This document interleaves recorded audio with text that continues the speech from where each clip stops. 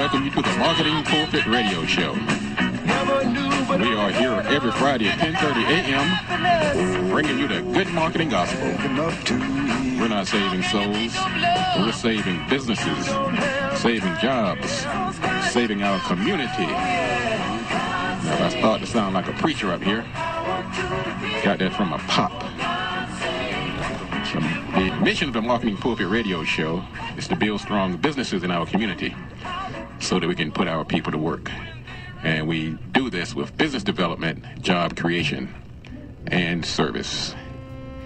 It takes all three of these to get this economic wheel rolling. I'd like to welcome all of the new listeners and all of the entrepreneurs and business owners out there, as well as those who have regular jobs and 9-to-5ers, those who don't even have a job, those who are trying to find their way.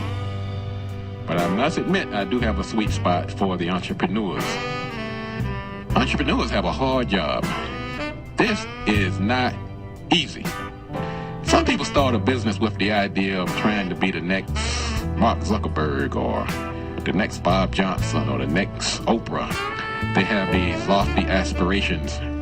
But the vast majority of small business owners are just regular folks that's trying to put their kids through school, survive.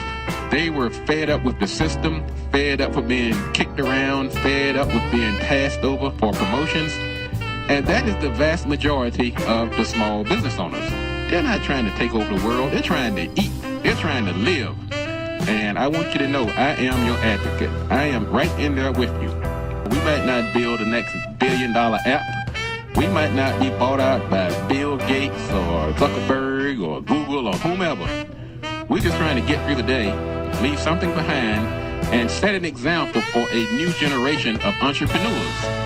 Even if you don't make that billion or that million, the fact that you're out here doing it on your own, building your own, I have mad love for you, and you can call me any day of the week, and I would share what little knowledge I have in this big head of mine to help make your dreams a reality.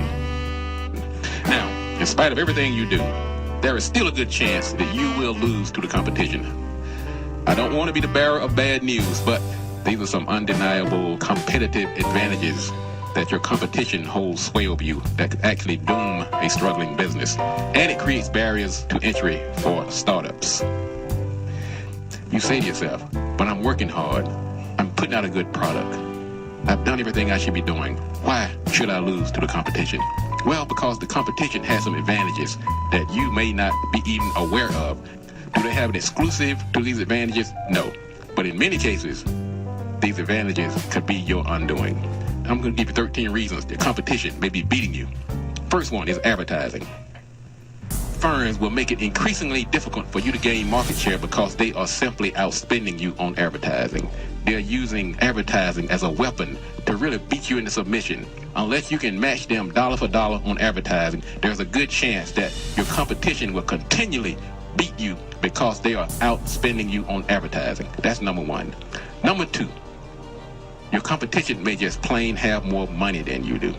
They can outspend you in every turn, every place you turn around, everything you try to do. They have more money. They have more money for equipment, for employees, for staff, for location. So that's something that your competition may have over you, and you may or may not have a way to combat it. So first one is advertising. The second one is capital and money, access to capital.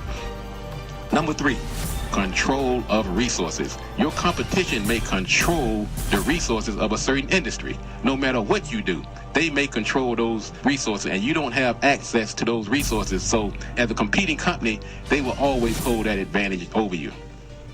Here's number four, customer loyalty. We call that goodwill. Many companies have been out here so long, they've built a customer base that will be loyal to them no matter what you do. If you can't outspend them, if you can't come up with some new products to lure them back into your camp, that customer loyalty will be a constant harbinger hanging over your head and will cause your competition to continually beat you. Let's go to number four, distributor agreements. You may be going into an industry where the distributor agreements are basically already locked down. No matter what you do, it could be a good old boys network. It could be some type of arrangement that has passed from generation, from year to year. Those distributor agreements are in place, and it will take a monumental effort to undo those distributor agreements.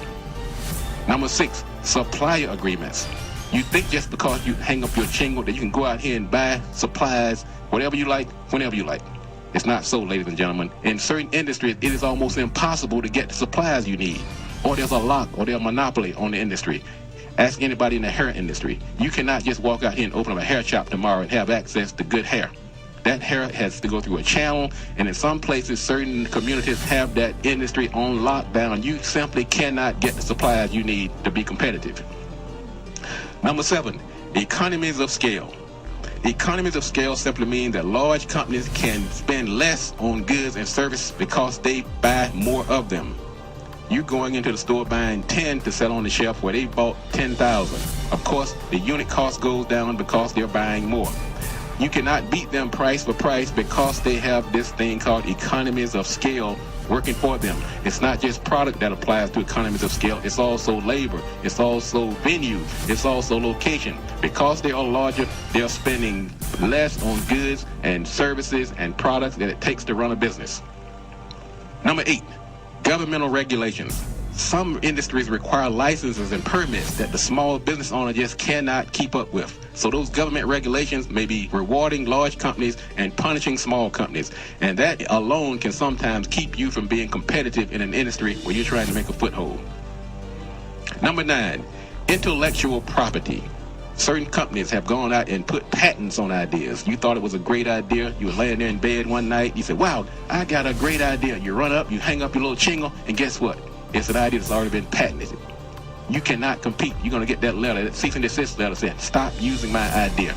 They may not have even started it yet, but you did not do the research, and you're actually infringing on somebody's patent. So, intellectual property. And a lot of small businesses that even get the idea first, they don't take the steps of protecting it. They're not doing the trademarking. They're not doing the copywriting. They're not doing the patent. And that's another way. Competition is continuing to beat the small business owner. Number 10, critical mass. Critical mass is a place where every business owner has to get eventually. That means you have to create enough interest in your business that you can actually make a living, that you can make money doing it. Big companies have already reached that point. You're trying to get there. So you find yourself struggling. You're doing 3 and 4 different jobs just to continue to pay your bills, to pay for your rent, to pay for your car because you have not reached critical mass. If you do not reach critical mass, if you do not reach a point where your business is self-sustaining, where the incoming customers are buying enough goods and services, your competition will continue to beat you, and they will beat you into the ground if you don't reach critical mass. Number 11, predatory pricing. Because I'm a big company and because I have such a monopoly on the business, I can actually price you out of business. I can lose money. That's unfair. It's unfair. That's why they call it predatory. And guess what? In some cases, it is downright illegal, but it's very difficult to prove. If you're a small business, you're trying to do the things right, you're keeping your nose clean, a big company can actually come in town and outprice you and lose money and run you out of business because they have something that we call the freedom to abandon the market. In other words, they may be competing with you on your fitness services, but they're selling 10 other products and services. So they can lose money on fitness until you're gone, then they'll raise the prices back up. Actually, predatory pricing is illegal, but like I said, it's very difficult to prove. Number 12, research and development. Some products require a large upfront investment in technology, which deter small companies from even getting involved in the first place. Or the small company was come in and they weren't prepared. They didn't do the research, they didn't do the development, and now they have an inferior product. Where the big companies have already done the research, they've already done the development, and if you're a small company trying to compete with a company that's well researched and well developed, you will find yourself on the short end of the stick. Number 13, education, experience, and expertise. Some companies have gone out and they've got the certifications, they've got the experience, they've got the experts. This can discourage small companies from coming on board because they're fighting against a behemoth. If you're not keeping up with that education, if you're not getting those certifications, if you're not getting that experience, then that competition will continually beat you into the ground. Now, I'll give you 13 reasons why your competition will beat you in certain areas. Now, you say to yourself, I'm a small company. I don't have all the money. I can't control resources. I don't have distributor agreements. I can't do economies of scale. I can't get critical mass tomorrow. I can't outprice the guy across the street. Let me tell you one thing, too. Do you know who your competition is? If I'm sitting here and I'm James, and I'm thinking about I'm a computer guy. I'm thinking the competition may be the next computer guy across the street. But that's the primary competitor. There are secondary competitors like Walmart.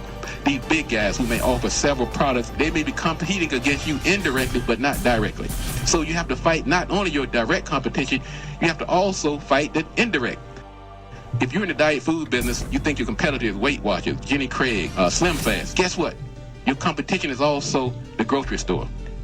The grocery store aisle is one of your biggest competitors, even though they are indirect competitors. So you have to look at all of these competitors when you're trying to decide, how do I go out here and make my business viable? Let's say you looked at all these things and I've made you very discouraged over here and disillusioned, but there is hope. I'm going to tell you 3 ways how you can today minimize, neutralize some of these barriers that I just laid out. The first one, find yourself a niche. Find yourself a niche, a piece of the market that you can own. Many people do not spend enough time thinking about this. We start into an industry and we're trying to reach everybody. We say, look, I want everybody in the industry. If we pick out a certain segment, in James' case, he may say, look, I'm going to go after businesses on a certain side of the river. I may have to go after a certain size business with 1 to 2 employees. This niche may be too small to worry about for a big company, but for a small startup company, that could be a very lucrative niche. Lena Seven may decide, look, I'm going to go after women who are almost ready to retire from the government, and they're starting to get ready for their second life. So she can carve out a niche of people not trying to get everybody, but focus on this particular segment of the market.